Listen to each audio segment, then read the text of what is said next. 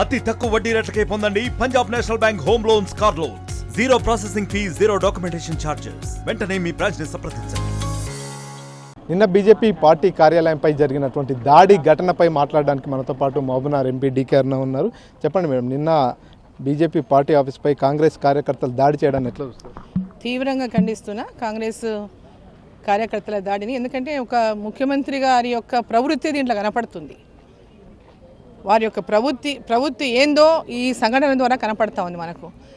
ఒక జాతీయ party office మీదకి వచ్చి ఏదైనా నిరసనలు తెలపాలంటే ఒక పద్ధతి ఉంటుంది. ఒక పద్ధతి ప్రకారం వాళ్ళు నిరసన తెలుపుకోవచ్చు, లేదా దీక్షలు చేయొచ్చు. ఏదైనా ఈరోజు చట్టపరంగా అనేక రకంగా వాళ్ళు కూడా దీక్ష చేసిండు మొన్న రకరకాలుగా. వాళ్ళు కూడా దీక్ష చేయాలని కూడా దీక్ష చేయొచ్చు, నిరసన తెలుపొచ్చు. కానీ మా పార్టీ ఆఫీస్ మీదకి వచ్చి దాడి చేసే మటుకు సమంజసం కాదు. మన భారతీయ జనతా పార్టీ తలుచుకుంటే ఎదురుగా గాంధీ భవన్ ఉంటుందా? ఇటువంటి సాంప్రదాయాలు మంచివా? ముఖ్యమంత్రి గారు ఏం నేర్పిస్తున్నారు, ఏం చూపిస్తున్నారు, ఏ రకమైన సందేశాన్ని ఇస్తున్నారు? లేనిపోని గొడవలు రావాలి ఈ రాష్ట్రంలో, ఒకనూరు కొట్టుకోవాలి. శాంతి భద్రతలు ముందే లేవు, ఎందుకంటే ఆయన దగ్గరనే హోంశాఖ ఉండే. శాంతి భద్రతలే లేవు ఈ రాష్ట్రంలో. సొంత పార్టీ వాళ్ళే ఇంకో పార్టీ ఆఫీస్ దాడి చేస్తుంటే అక్కడ దాని పరిస్థితి అంతా ఒకసారి అర్థం చేసుకోవచ్చు. ఆయన పరిపాలన ఎంత చక్కటి పరిపాలన నిర్వహిస్తున్నాడో ముఖ్యమంత్రి గారు ఈ సంఘటన ద్వారానే అర్థమవుతుంది. ఇది సిగ్గుచేటు కాంగ్రెస్ పార్టీ వాళ్ళకి, ముఖ్యమంత్రికి కూడా ఇటువంటి సంఘటనలు, ఈ విధమైనటువంటి దాడులు చేయడం తీవ్రంగా ఖండిస్తున్నా. భారతీయ జనతా పార్టీ తలుచుకుంటే ఒక రోజు కూడా వాళ్ళు అక్కడ గాంధీ భవన్ ఉండదు.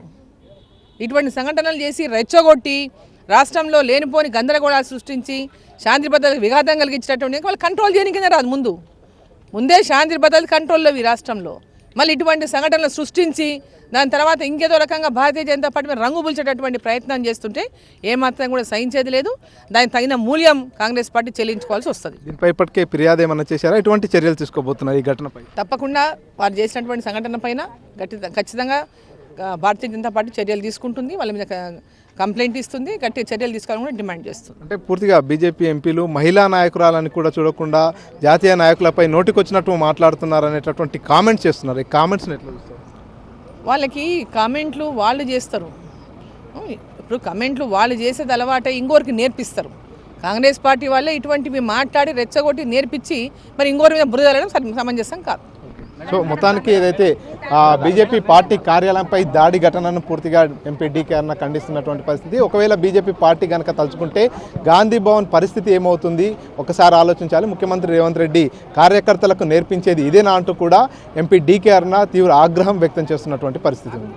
కెమెరా పర్సన్ నర్సింగ్రెడ్డితో మణికంఠ, RTV, మహబూబ్నగర్. మరిన్ని వీడియోస్ కోసం ఛానల్ ని సబ్స్క్రైబ్ చేయండి. లేటెస్ట్ అప్డేట్స్ కోసం వాట్సాప్ ఛానల్ ని ఫాలో అవ్వండి. అండ్ లింక్ డిస్క్రిప్షన్ లో ఉంది.